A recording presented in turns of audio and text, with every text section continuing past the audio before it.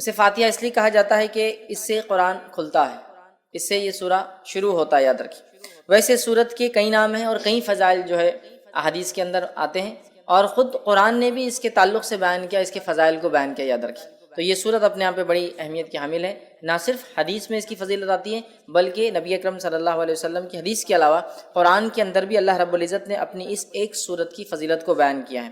تو اس کا سب سے مشہور اور معروف نام جو ہے وہ فاتحہ ہے۔ فاتحہ کا معنی ہوتا ہے کھولنا، اسی سے لفظ افتتاح یا فتح آتا ہے، مطلب لوگوں کو داخلے کا موقع ملا، شروعات ہوئی، یا پھر افتتاح کسی چیز کی اوپننگ کو عام زبان میں کہا جاتا ہے۔ تو چونکہ قرآن اس سے شروع ہوتا ہے اسی لیے اس کو فاتحۃ الکتاب بھی کہتے ہیں، قرآن کو شروع کرنے والی سورت، یا قرآن کو کھولتے ہی سب سے پہلی جس سورت پہ انسان کی نظر پڑتی ہے وہ سورۃ الفاتحہ ہے۔ تو یہ اس کا سب سے مشہور اور معروف نام ہے سورۃ الفاتحہ، اور میں سمجھتا ہوں اس سے بہت ساری چیزیں لوگ فاتحہ کے تعلق سے جو ہے بہت ساری چیزیں ہم دیکھتے ہیں سماج میں ہوتی ہیں۔ بہرحال انشاءاللہ موقع ملا تو آگے اس کے تعلق سے رکھیں۔ تو سورۃ الفاتحہ کا سب سے مشہور اور معروف نام خود فاتحہ ہے، اس لیے کہ قرآن اس سے شروع ہوتا ہے۔ اسی طرح اس کا دوسرا مشہور اور معروف نام ہے وہ ہے ام الکتاب، کتاب کی ماں، کتاب کی اصل۔ ویسے کہتے کسی چیز کی اصل کو، اسی لیے ماں کو بھی کہا جاتا ہے عربی زبان میں، اس لیے کہ وہ اصل ہوتی ہے، اسی سے آگے کی نسلیں چلتی ہیں، اولادیں ہوتی ہیں۔ تو ام الکتاب مطلب یہ کتاب کی ماں، کتاب کی اصل، قرآن کی ماں، قرآن کی اصل، یہاں کتاب سے مراد قرآن، یاد رکھیں۔ تو اسے قرآن کا اصل کہا گیا، قرآن کی ماں کہا گیا۔ مطلب اس سورت کی اہمیت کتنی زیادہ ہے کہ گویا یہ جڑ جیسا کام کرتی ہے، جیسا کہ ایک جڑ ہوتی ہے اسی سے جھاڑ آتا ہے، ٹھیک ہے۔ تو اس طرح سے یہ ام الکتاب مطلب یہ کتاب کی جڑ کہا جا رہا ہے اس سورت۔ اسی طرح سورۃ الفاتحہ کا ایک مشہور اور معروف نام ہے ام القرآن، قرآن کی ماں، قرآن کی جڑ۔ مطلب اندازہ لگائیے یہ سورت کتنی زیادہ اہمیت کی حامل ہے کہ اس کو قرآن کی جڑ کہا گیا، قرآن کی ماں کہا گیا۔ اس سے میں سمجھتا ہوں اس کی ہمیں پتہ چلتی ہے، اور نبی اکرم صلی اللہ علیہ وسلم نے جو جامع ترمذی کی روایت ہے اس میں فرمایا، کہا کہ یہی ام الکتاب ہے سورۃ الفاتحہ، یہی ام القرآن ہے سورۃ الفاتحہ، اور یہ قرآن عظیم ہے سورۃ الفاتحہ۔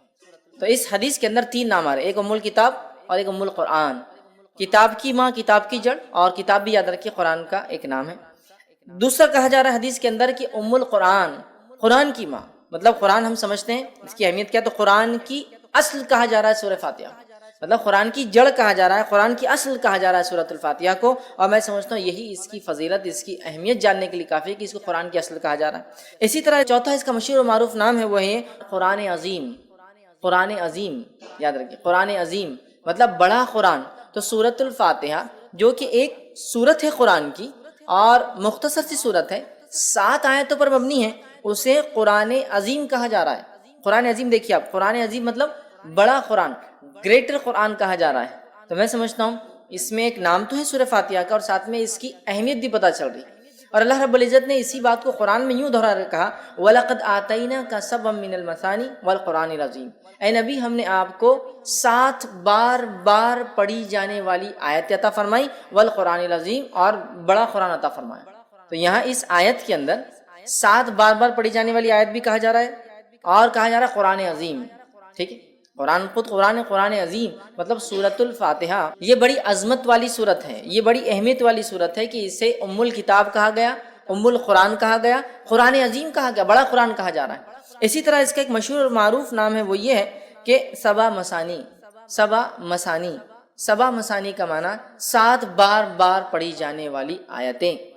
تو سبع مثانی بھی اسے کہا جاتا ہے اس لیے کہ اس کو بار ہم پڑھتے ہیں، ہر نماز میں ہم پڑھتے ہیں، نماز چاہے کسی قسم کی ہو سورۃ فاتحہ اس کے اندر شامل ہے۔ آپ سفر میں پڑھ رہے ہو سورہ فاتحہ شامل ہے، آپ قصر کر رہے ہو سورہ فاتحہ شامل ہے، آپ جنگ کے میدان میں صلاۃ الخوف مطلب خوف کی حالت میں پڑھ رہے ہو تو بھی سورہ فاتحہ شامل ہے، مطلب کوئی بھی نہ ہو، چاہے آپ نفل پڑھ رہے ہو تو بھی سورہ فاتحہ ہے، چاہے آپ فرض پڑھ رہے ہو تو بھی سورہ فاتحہ ہے، موقعہ پڑھ رہے ہو تو بھی سورہ فاتحہ، تہجد پڑھ رہے تو بھی سورہ فاتحہ، کوئی بھی نماز ہو، ٹھیک، اور بار پڑھی جاتی ہے، ریپیٹنگ جس کو کہیں گے، بار پڑھی جانے والی 7 آیتیں۔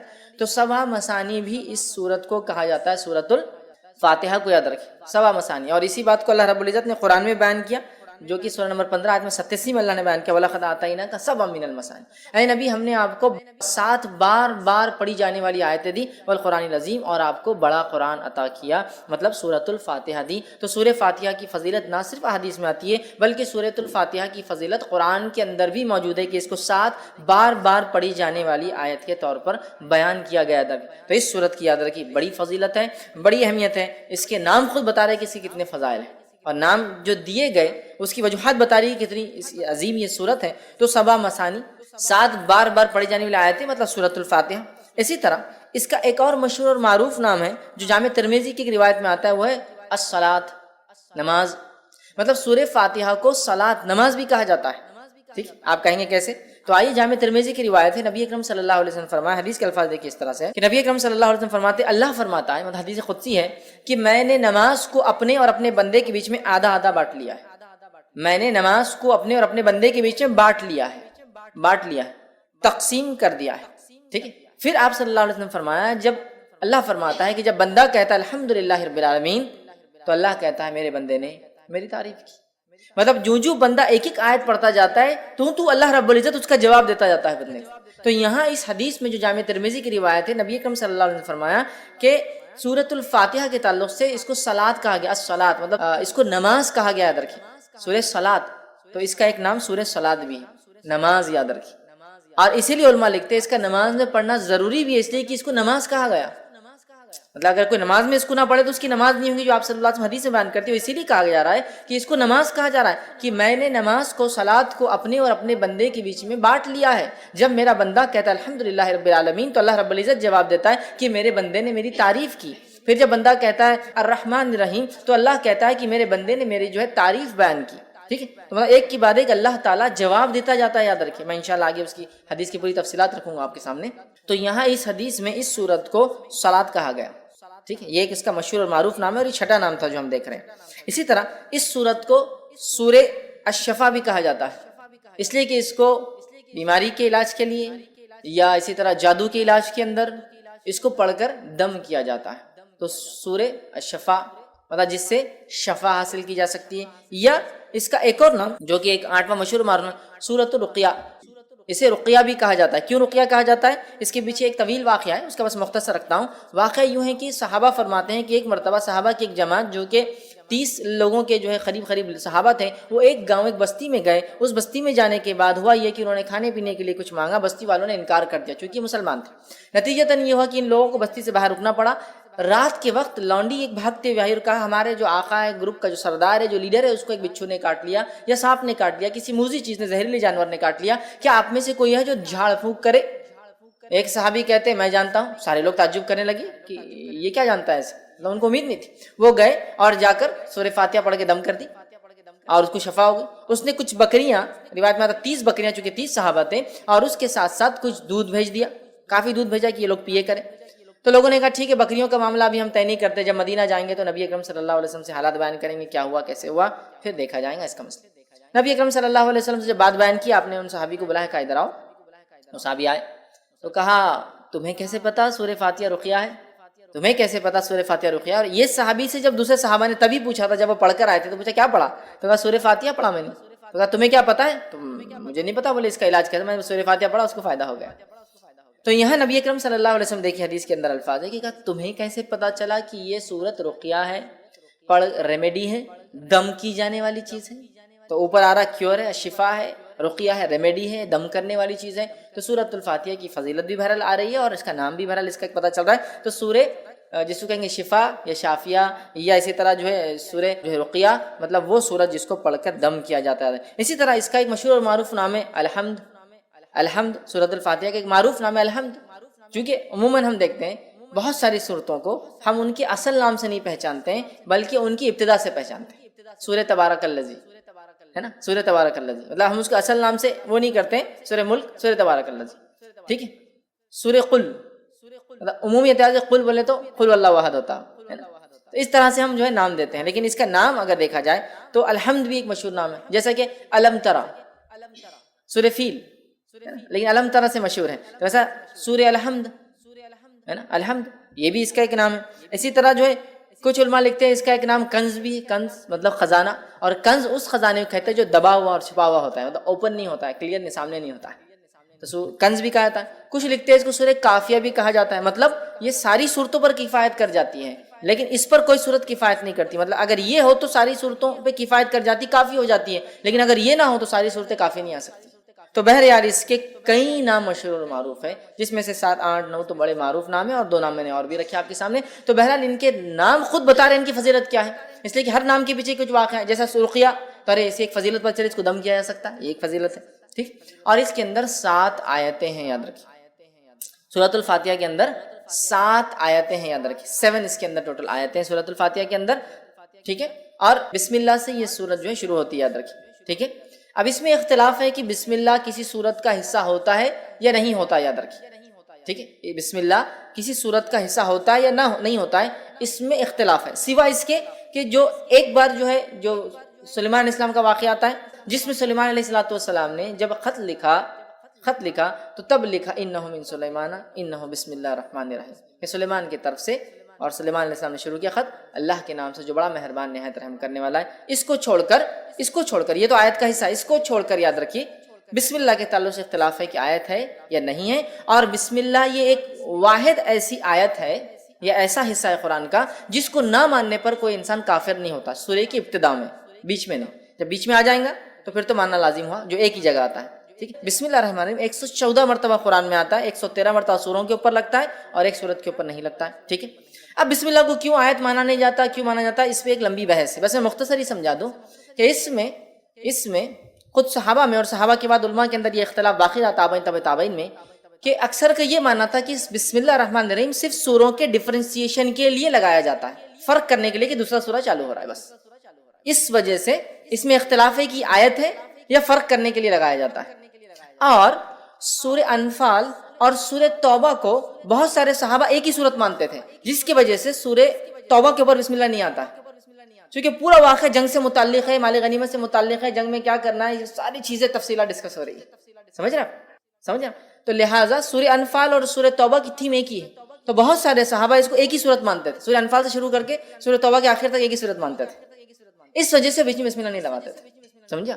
تو باقی بھی ان کا کہنا تھا کہ یہ فرق کرنے کے لیے لگایا جاتا ہے، لیکن ایسی کچھ روایتیں ملتی جیسے کہ حدیث کے اندر آتا ہے، نبی اکرم صلی اللہ علیہ وسلم نے فرمایا، صحیح مسلم کی روایت آپ نے فرمایا، مجھ پر ابھی ایک سورت نازل ہوئی، صحابہ بیٹھے تھے، صحابہ نے کہا کون سی سورت؟ تو آپ صلی اللہ علیہ وسلم نے فرمایا بسم اللہ الرحمن الرحیم، اور آپ نے اس کے بعد سورت کو تلاوت کی، انا اعطیناک الکوثر، یہ سورۃ الکوثر تلاوت کی، تو یہاں پڑھا بسم اللہ الرحمن الرحیم انا اعطیناک الکوثر، سمجھ رہے ہیں؟ تو یہاں بسم اللہ آپ نے لگا دیا، تو کچھ علماء لکھتے ہیں بسم اللہ حصہ ہے اور ہر سورت سے پہلے پڑھنا چاہیے، کچھ نے کہا نہیں ہے، لیکن سورہ فاتحہ کے اندر جمہور کا یہ قول ہے، جمہور علماء کا یہ قول ہے کہ یہ جو ہے اس کا حصہ ہے سورہ فاتحہ کے حد تک، چونکہ اگر بسم اللہ کو نہ پڑھا جائے تو پھر 6 آیتیں بچتی ہیں، تو ان کا قول یہ ہے، لیکن اس کو جہر میں نہیں پڑھا جائے گا، سر میں پڑھا جائے گا، آیت کا حصہ تو ہے لیکن اس کو جہر میں نہیں پڑھا جائے گا، سر میں، کیوں جہر میں نہیں پڑھا جائے گا اور سر میں پڑھا جائے گا؟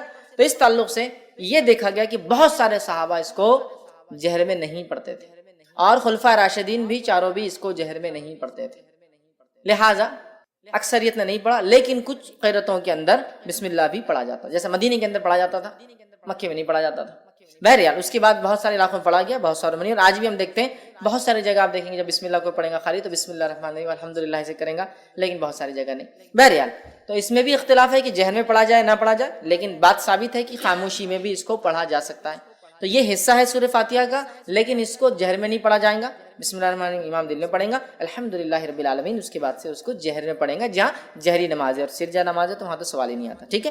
تو اس کے اندر 7 آیتیں ہیں، اور اس کی دلیل سورہ نمبر 15 آیت نمبر 87، جس میں اللہ رب العزت نے فرمایا وَلَقَدْ آتَيْنَاكَ سَبْعًا مِنَ الْمَثَانِي وَالْقُرْآنِ الْعَظِيمِ، اے نبی ہم نے آپ کو 7 بار پڑھی جانے والی آیتیں اور بڑا قرآن عطا فرمایا، اور اس سے مراد سورۃ الفاتحہ، چونکہ بہت ساری حدیثیں اس پہ دلیل ہے کہ سبع من المثانی وہی ہے جو سورہ فاتحہ ہے، آگے انشاءاللہ میں اس بات کو رکھوں گا، ٹھیک۔ تو اس میں ٹوٹل 7 آیتیں سورۃ الفاتحہ کے اندر، ٹھیک ہے، اور اس کو بار بار پڑھا جاتا ہے، 7 بار پڑھی جانے والی آیتیں، اور ہم جانتے ہیں کہ کوئی نماز اس کے بغیر مکمل نہیں ہوتی ہے، چاہے انسان کسی بھی قسم کی نماز پڑھا ہو، سفر میں ہو یا شہر میں ہو، اپنے علاقے میں ہو، چاہے وہ نماز فرض ہو، سنت ہو، نفل ہو، یا کسی بھی قسم کی نماز ہو، ساری نمازوں کے اندر سورۃ الفاتحہ پڑھی جاتی ہے، یاد رکھیے اس چیز کو، ٹھیک ہے۔ تو تو اس کے اندر 7 آیتیں ہیں۔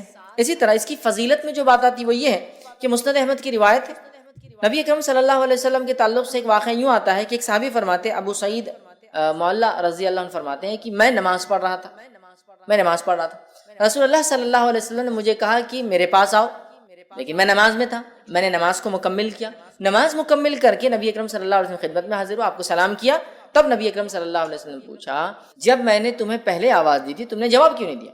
تو انہوں نے کہا اللہ کے رسول صلی اللہ علیہ وسلم میں نماز کی حالت میں تھا، نماز پڑھ رہا تھا۔ تو کہا کیا تم نے اللہ کا یہ احکام نہیں سنا کہ جب رسول اللہ صلی اللہ علیہ وسلم تمہیں اس چیز کی طرف بلائے جو تمہیں زندگی دیتی ہے، ٹھیک ہے، تو تم اس آواز کو جو ہے جواب دو، واپس آؤ۔ تو کہ اللہ کے رسول صلی اللہ علیہ وسلم میں اس کو نہیں جانتا تھا، میں انشاءاللہ اگلی بار ضرور کروں گا۔ مطلب نبی اکرم صلی اللہ علیہ وسلم اگر کوئی شخص نماز بھی پڑھ رہا ہوتا اور آپ آواز دیتے تو اس شخص کو آپ کی آواز پر آپ کے پاس حاضر ہونا یا موجود ہونا ضروری تھا، یاد رکھیے، نماز توڑ کر۔ یہ بات آ رہی کہ تم کیوں نہیں آتے؟ کہا میں نماز پڑھتا ہوں۔ کہا نماز پڑھتے کیا تم نے یہ نہیں سنا اللہ کا حکم؟ ٹھیک، تو کہا میں اب آئندہ اس بات کو یاد رکھوں گا۔ تو کہا میں تمہیں اس مسجد سے نکلنے سے پہلے جو ہے قرآن کی سب سے بڑی سورت سکھاؤں، اس مسجد سے نکلنے سے پہلے قرآن کی سب سے بڑی سورت سکھاؤں۔ اور آپ صلی اللہ علیہ وسلم بات کرتے کرتے آگے جا رہے تھے اور صحابی کہنے لگے مجھے ڈر لگنے لگا کہ اللہ کے رسول صلی اللہ علیہ وسلم مسجد سے باہر نکل جائیں گے اور میرے کو سورت تو نہیں سکھائی سب سے بڑی۔ تو فوراً جب مسجد کے دروازے پر آئے کہ اب نکل جائیں گے، مطلب اس کے اینڈ پر آئے، تو کہا اللہ کے رسول صلی اللہ علیہ وسلم آپ نے کہا مجھے آپ قرآن کی سب سے بڑی سورت سکھائیں گے۔ کہا آپ نے بتائیں؟ تب نبی اکرم صلی اللہ علیہ وسلم نے کہا الحمدللہ رب العالمین، یہ قرآن کی سب سے بڑی سورت ہے، الحمدللہ رب العالمین یہ قرآن کی سب سے بڑی سورت ہے، ٹھیک ہے۔ اور پھر کہا یہی جو ہے 7 مثانی ہے، 7 بار بار پڑھی جانے والی آیت، یہی ام القرآن ہے اور یہی قرآن عظیم ہے۔ یہ 7 بار بار پڑھی جانے والی آیتیں، یہی بڑا قرآن ہے اور یہی قرآن کی اصل ہے، جڑ ہے، ماں ہے۔ سب سے بڑی سورت کا قرآن کس کو؟ سورۃ الفاتحہ کو۔ اس کا نمبر 1 ہونا خود اپنے آپ میں دلیل ہے کہ اس کی کتنی اہمیت ہے سورۃ الفاتحہ کی۔ آئیے دوسرا واقعہ لیتے ہیں، یہ جامع ترمذی کی روایت ہے۔ ابی بن کعب رضی اللہ عنہ جو ہے نماز پڑھ رہے تھے، نبی اکرم صلی اللہ علیہ وسلم نے آواز دی تو انہوں نے جواب نہیں دیا چونکہ نماز پڑھ رہے تھے۔ نبی اکرم صلی اللہ علیہ وسلم دوسری بار آواز دی تو انہوں نے جلدی نماز پڑھنا شروع، اسپیڈلی ایک دم تیزی سے، اور جلدی سے سلام پھیرا، نماز جلدی پڑھ کر اور گئے اور سلام کیا اور کہا اللہ کے رسول صلی اللہ علیہ وسلم میں نماز پڑھا۔ تو کہا جب میں نے تمہیں آواز دی تو تم نے مجھے جواب کیوں نہیں دیا، آئی کیوں نہیں؟ تو کہا اللہ کے رسول صلی اللہ علیہ وسلم میں نماز میں تھا۔ تو کہا تم نے کیا اللہ کا یہ احکام نہیں سنا کہ جب اللہ کے رسول تمہیں اس چیز کی طرف بلائے جو تمہیں زندگی دیتی ہے، یہ آیت نہیں سنی؟ تو کہا سنی۔ تو پھر تو کہا انشاءاللہ میں آئندہ یاد رکھوں گا اور آپ کی آواز آتے ہی میں آ جاؤں گا، ٹھیک۔ پھر اس کے بعد نبی اکرم صلی اللہ علیہ وسلم نے ان سے کہا کہ میں تمہیں ایک ایسی سورت سکھاؤں گا آج مسجد سے نکلنے سے پہلے، جو سورت اس سے پہلے نہ توریت میں نازل ہوئی، نہ زبور میں نازل ہوئی، نہ انجیل میں نازل ہوئی، نہ فرقان میں نازل ہوئی۔ 4 کتابوں کا نام لیا، نہ فرقان میں نازل۔ تو یہ بڑے خوش ہو گئے، کہا بالکل سکھائیے۔ نبی اکرم صلی اللہ علیہ وسلم ان سے ہاتھ ملائے ہوئے تھے، ہاتھ میں ہاتھ، اور نبی اکرم صلی اللہ علیہ وسلم ان کے ساتھ ساتھ چل رہے تھے، ہاتھ میں ہاتھ تھا اور دونوں چل رہے تھے۔ اور آپ صلی اللہ علیہ وسلم فرمایا تھا مسجد سے نکلنے سے پہلے تم کو میں جو ہے ایک ایسی سورت سکھاؤں گا جو نہ توریت میں نازل ہوئی، نہ زبور میں، نہ انجیل میں، نہ فرقان میں۔ ابی بن کعب رضی اللہ عنہ فرمانے لگے کہ مجھے اب ڈر تھا کہ اللہ کے رسول صلی اللہ علیہ وسلم مسجد سے باہر نکل جائیں گے اور مجھے بھی سکھائی نہیں وہ سورت۔ تو میں نے کہا اللہ کے رسول ہم مسجد سے بس باہر نکل رہے ہیں، سورت آپ نے نہیں سکھائی۔ تب نبی اکرم صلی اللہ علیہ وسلم نے ان کو فرما کہا قسم ہے اس ذات کہ جس کے ہاتھ میں میری جان ہے وہ سورۃ الفاتحہ، الحمدللہ رب العالمین۔ سورۃ الفاتحہ یہ وہ سورت ہے قرآن کی جو اس سے پہلے نہ توریت میں نازل ہوئی، نہ زبور میں نازل ہوئی، نہ انجیل میں نازل ہوئی، اور نہ ہی فرقان میں آپ نے کہا قرآن میں، اب ہو گئی ہے، اس سے پہلے کبھی نازل نہیں ہوئی تھی۔ ایک روایت میں اس طرح کے الفاظ آتے ہیں کہ ایک آواز نبی اکرم صلی اللہ علیہ وسلم نے ایک مرتبہ سنی، جبرائیل علیہ السلام سے پوچھا یہ آواز کیسی تھی؟ تو کہا آج جنت کا ایک ایسا دروازہ کھولا گیا، آج آسمان کا ایک ایسا دروازہ کھولا گیا جو اس سے پہلے کبھی نہیں کھولا گیا تھا، اور فرشتے سورۃ الفاتحہ لے کر آئے، مطلب اسپیشل آئے، اسپیشل فرشتے آئے، اسپیشل ہوئی ساری چیزیں، سمجھے، جو دروازہ اس سے پہلے کبھی نہیں کھلا۔ تو سورۃ الفاتحہ ایک ایسی سورت ہے جو اس سے پہلے کسی امت کو نہیں دی گئی، یہ اس کی فضیلت ہے، کسی امت کو نہیں دی گئی، یہ سب سے بڑی سورت ہے قرآن کی، کسی امت کو، کسی قوم کو، کسی نبی کو، کسی کو یہ سورت نہیں دی گئی، سورۃ الفاتحہ، ٹھیک۔ اسی طرح اس کے فضائل کے اندر ایک فضیلت یہ آتی ہے کہ نبی اکرم صلی اللہ علیہ وسلم نے 3 مرتبہ، صحیح مسلم کی روایت، 3 مرتبہ کہا اور فرمایا 3 مرتبہ کہا، الفاظ یہ تھے آپ نے کہ جس نے نماز پڑھی اور سورہ فاتحہ نہیں پڑھی اس کی نماز مکمل نہیں، 3 مرتبہ دہرایا، جس نے نماز پڑھی اور اس میں سورہ فاتحہ نہ پڑھی اس کی نماز مکمل نہیں، 3 مرتبہ آپ نے دہرایا۔ ابو ہریرہ رضی اللہ عنہ جو اس حدیث کو روایت کر رہے تھے، لوگوں نے کہا کہ ابو ہریرہ امام کے ساتھ بھی؟ تو کہا امام کے ساتھ بھی، جب امام کے ساتھ ہو تو اپنے جی میں پڑھ لیا کرو، جب امام ہو خیرت کر رہا ہو تب، تو کہا اپنے جی میں پڑھ لیا کرو، دل میں پڑھ لیا کرو پھر، لیکن تب بھی پڑھنا ہے تم، ٹھیک ہے۔ اس کے بعد جو ہے ابو ہریرہ رضی اللہ عنہ فرمایا اس صورت کو اتنی اہمیت اس لیے دی جا رہی ہے کہ میں نے اللہ کے رسول صلی اللہ علیہ وسلم کہتے ہوئے سنا کہ اللہ نے